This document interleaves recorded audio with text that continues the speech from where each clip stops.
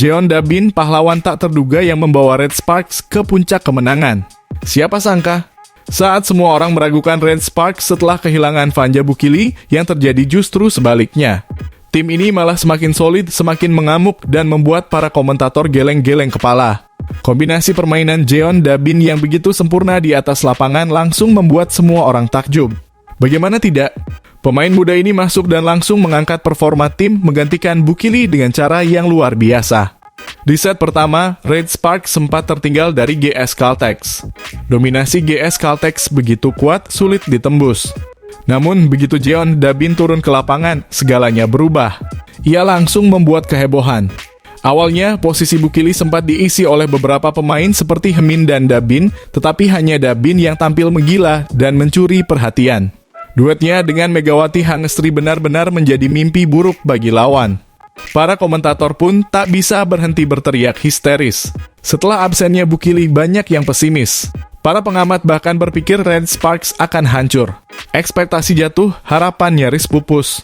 Mereka bertanya-tanya bagaimana mungkin Red Sparks bisa menang tanpa pemain inti. Tapi begitu Da-bin masuk, serangan Red Sparks langsung berubah total. Ia menyambar semua bola yang sebelumnya gagal dimanfaatkan. Kecepatan, kelincahan, dan keberaniannya dalam mengeksekusi serangan benar-benar mengangkat performa tim. Variasi serangannya yang memusingkan lawan membuat GS Caltex yang awalnya dominan langsung kebingungan. Da-bin tidak hanya mengandalkan satu pola serangan. Bolanya bisa meluncur lurus, menyilang, atau bahkan vertikal. Sementara itu Megawati tetap dengan insting tajamnya selalu mencetak angka dengan pukulan dinamis. Hasilnya, GS Caltex frustasi. Mereka tidak tahu harus bertahan seperti apa. Melihat itu semua, para komentator tak bisa menahan kekagumannya. Alih-alih terpuruk karena kehilangan Bukili, Red Sparks malah semakin ngamuk. Red Sparks beruntung sekali memiliki pemain seperti Da-bin yang datang di detik-detik terakhir dan menyelamatkan nasib tim, ujar salah satu komentator. Kehilangan pemain inti bagi klub-klub di Korea sering dianggap sebagai bencana besar. Namun Da-bin datang dengan performa luar biasa, membuat suasana tetap stabil meskipun Bukili absen. Da-bin benar-benar membuat suasana permainan tetap sama seperti saat Bukili masih ada, tambah komentator lainnya. Banyak yang awalnya pesimis, bahkan beberapa pengamat memprediksi Red Sparks akan kehilangan harapan. Tapi mereka semua keliru. Justru dengan masuknya Da-bin, Red Sparks menemukan ritme baru yang lebih tajam, lebih agresif, dan lebih mematikan. Ada dua hal besar yang membuat para komentator tak henti-hentinya berteriak, gaya serangan baru yang lebih dinamis dan variasi serangan yang membuat lawan kebingungan. Megawati dan Da-bin bergantian memberikan serangan dari berbagai sudut, membombardir pertahanan GS Caltex tanpa henti. Tidak ada pola yang bisa ditebak, tidak ada jeda bagi lawan untuk bernapas. Ini benar-benar strategi yang mematikan. GS Caltex yang awalnya mendominasi langsung hilang akal. Mereka seolah kehilangan pegangan, tidak bisa lagi membaca pola serangan Red Sparks. Kenapa? Karena Da-bin datang membawa variasi baru yang belum pernah mereka hadapi sebelumnya. Ia punya satu keunikan besar, ia tidak hanya mengandalkan satu arah serangan. Kadang bola disambar lurus, kadang menyilang, kadang vertikal. Gerakannya sulit ditebak, membuat lawan selalu satu langkah tertinggal. Bersama Megawati yang konsisten dengan pukulan tajamnya, kombinasi ini menjadi ancaman serius bagi semua tim di liga. Red Sparks pun berhasil naik ke peringkat kedua klasemen Liga Voli Korea usai mengalahkan GS Caltex 3-0 di Daejeon Chungmu Gymnasium. Kini Red Sparks mengoleksi 58 poin, menggusur Hillstatte dari posisi kedua klasemen. Hasil ini menutup kiprah Red Sparks di putaran kelima dengan manis. Di pertandingan ini, Megawati menjadi top scorer Red Sparks dengan 16 poin.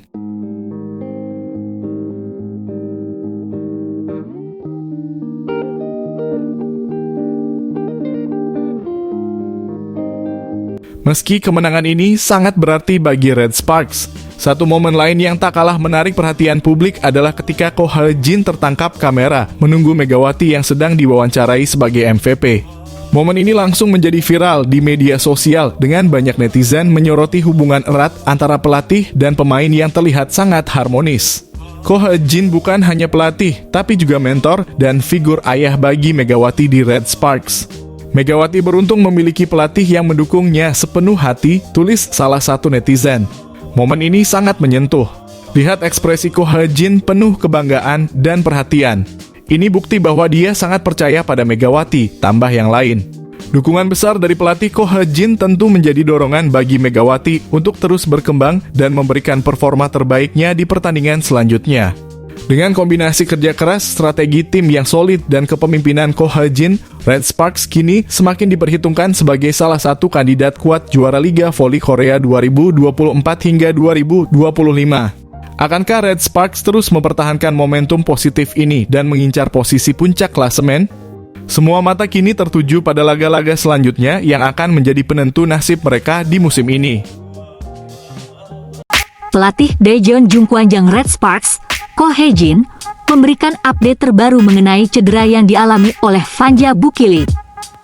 Speaker asal Serbia tersebut terpaksa keluar lebih awal saat Red Sparks bertanding melawan GS Chalters di Chungmu Gymnasium, Daejeon, Korea Selatan. Cedera ini datang di momen yang kurang tepat, mengingat Red Sparks sedang berjuang untuk meraih tiket ke babak playoff. Insiden terjadi di awal set pertama. Bukilik terjatuh setelah pendaratannya tidak sempurna, di mana kaki kirinya tidak sengaja menginjak kaki speaker GS Chalters, Giselle Silva. Akibatnya, Bukilik langsung terjatuh dengan kondisi kaki kiri terkilir dan sedikit tertekuk. Ko He-jin mengonfirmasi bahwa Bukilik mengalami cedera pada pergelangan kaki. Meski kehilangan salah satu pemain kuncinya, Red Sparks tetap menunjukkan performa solid dan berhasil memenangkan pertandingan dengan skor 3-0. Saya pikir para pemain sangat aktif, dan itulah mengapa kami bermain dengan sangat baik, ujar Ko He-jin usai pertandingan, seperti dikutip dari The Spike. Namun, di balik kemenangan tersebut, Ko He-jin tidak bisa sepenuhnya merasa lega. Pelatih berusia 44 tahun itu mengungkapkan kekhawatirannya atas cedera yang dialami Bukilik. Itu adalah cedera pergelangan kaki, jadi kami harus menunggu dan melihat perkembangan lebih lanjut dari tim medis, katanya. Ko He-jin juga mengakui bahwa cedera Bukilik terjadi di momen yang sangat krusial. Red Sparks masih harus menjalani 6 pertandingan tersisa di musim reguler sebelum memasuki fase kejuaraan, di mana mereka akan bertanding setiap 2 hari sekali. Sangat disayangkan bahwa cedera Bukilik terjadi di saat seperti ini, ujarnya dengan ekspresi serius. Situasi ini mengingatkan Red Sparks pada pengalaman buruk musim lalu, ketika mereka kehilangan kapten tim, Lee So-young, menjelang akhir musim reguler akibat cedera pergelangan kaki. Lee So-young mengalami cedera saat melawan GS Chalters di putaran ke-6 dan akhirnya absen hingga musim berakhir. Ko He-jin berharap tim medis dapat memberikan kabar baik terkait kondisi Bukilik, mengingat peran pentingnya dalam tim. Red Sparks tentu tidak ingin kehilangan momentum positif mereka di tengah perjuangan menuju playoff.